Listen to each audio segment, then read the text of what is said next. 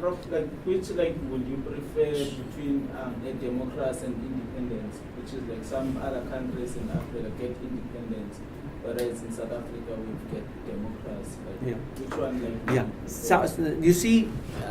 First, can you explain what's the difference between Yeah. the two? Yeah. Yeah. The thing is that by the Second World War, the Second World War is the turning point. Okay, 39 to 45 for so many things, and for Africa, that is the turning point for us.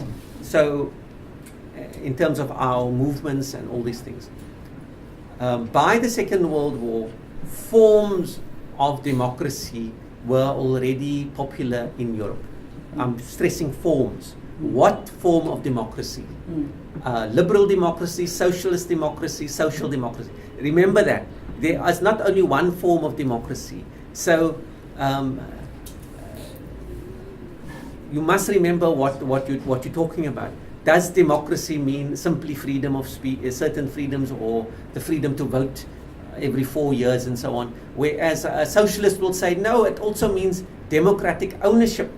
Yeah. You see, limitations on property, if not abolition of private property. So why do you talk of democracy and limit it only to elections and to freedom of association and so on? You don't include ownership. You don't include what belongs to everybody, the mines, the agriculture, and work out a means by which you have a democratic ownership of those things. Okay, so as you see, our nationalist leaders have the background in a liberal democracy. Yeah. They really have a background in liberal democracy. The liberal democracy of freedom of speech, freedom of association, and thus a multi-party democracy and so on. Well, the situation, even though they are quote-unquote liberals, after independence, you couldn't have democracy without independence, you see. You couldn't have liberal democracy in Africa without independence, because what you're going to have, you're still going to have British over you. You're still going to have the white man standing over you as a final authority, the governor, instead of the mass of the people or the representatives of the people. Now remember though, we need to look closely at the election laws and so on, because there were all sorts of conditions with regard to education, with regard to, in the most conservative form, it was property ownership. Only those who owned property could vote. That's the most conservative form of the liberal democratic program. Then it was only those with certain educational qualifications could vote. That's also, by the time Africans, we get independence, basically those ideas are very unpopular. And so you have basically a form of popular democracy. Okay. So you first had to deal with independence. You first had to say, we are independent of foreign rule. We are independent, we are the real meaning of independence, that we don't have a power in London coming here and telling us, these are your laws. If you want to pass a law, you can pass a law, but it must go to the governor. And you'll see what happened in Ghana. It goes through a few processes. So at the first stage, they can make their own laws, but it must go to the governor, until they have full independence. So we're going to look at that program.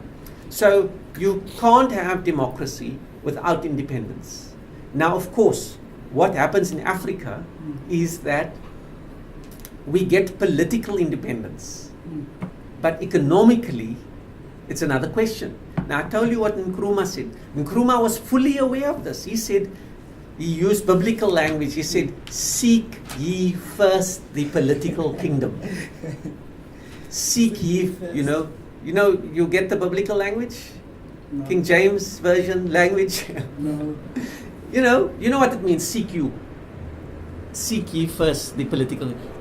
Go in search of political power firstly, and then do economic power afterwards. Now we of course want to emphasize on that economic power. So what happens in Africa after independence is the term neo-colonialism comes to be used, a new form of colonialism, because African economies do very badly and they continue to be tied to the old colonial powers. We can look at all those things. In South Africa is unique in this case because we have to do two things at the same time. We have to, for the white population, for them, independence happens in 1910, when South Africa becomes a union. Yeah. When the British leave, or there's a convention, and they establish the union, but it's only for the minority population. So that is the date of independence, and it's celebrated. South Africa becomes a republic in 1961, full independence, because until 1961 you still have a governor here, but with less and less authority. Now, in 1994, we had, for the first time, full independence. But it's a really unique story because the other case of a settler colony was Algeria, but there they had a full-out civil war. I told you, 1 million people killed in less than 10 years in that war. And they drive out the French completely and totally. French who had seen themselves as nothing else but Algerians. This has not happened here, and it won't happen here. Yeah. I mean, but the problem of the settler colony is an interesting problem, because how do you deal with this situation of when does a settler become a native? That's an interesting question. You can't, people who have been here for so long and their descendants and so on, you can't call people settlers anymore. So what we have in this country is to deal with the gross inequality which persists, and to make the independence, the full independence, a full democracy, and to not simply be happy with the liberal democracy that we